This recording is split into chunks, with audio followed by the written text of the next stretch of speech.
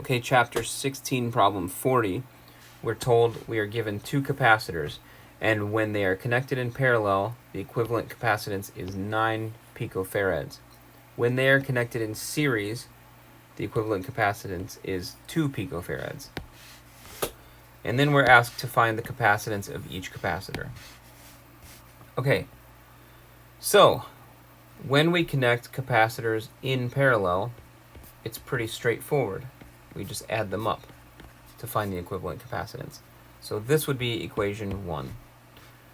Next, we have they're connected in series, and when we connect capacitors in series, it's a little less straightforward. It's like connecting resistors in parallel. So what does that mean? It means this, right? Which means C1 plus C2 over C1, C2 is equal to 1 over 2 picofarads, which means that 2 picofarads is equal to C1, C2 over C1 plus C2. This is equation 2. So now we have two equations and two unknowns. So I'm just going to copy these and paste them down here so that I have them. There's equation 1. Here's equation 2. Great. So let's take C1 is equal to 9 picofarads minus C2. Okay? And then we'll plug that into here. So then we have 2 picofarads equals 9 picofarads minus C2 times C2 all over 9 picofarads minus C2 plus C2. Use this to simplify a little bit. 9 picofarads C2 minus C2 squared all over 9 picofarads. Great. And so that's going to give us, now we're going to take this to the other side, right? So then we have 18 picofarads squared. This is important that we keep the units in when we do something like this, because that's squared. Okay? And that equals 9 picofarads C2 minus C2 squared.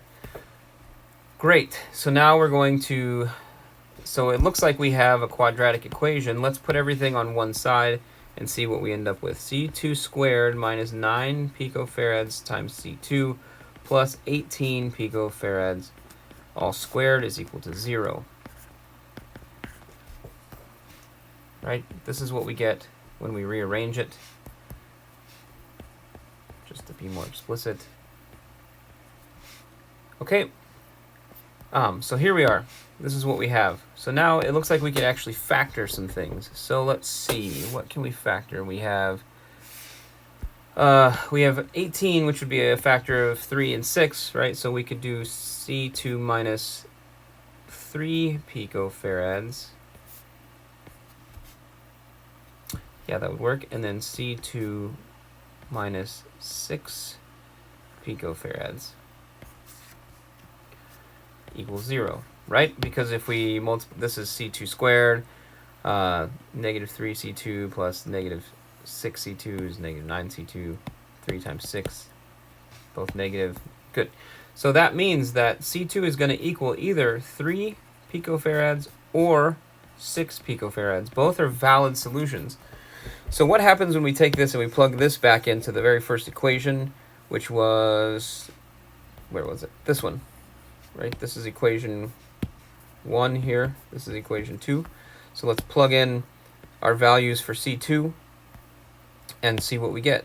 Let's take this, copy this guy, bring it down here. Good. So now we have C1 plus 3 picofarads is equal to 9 picofarads.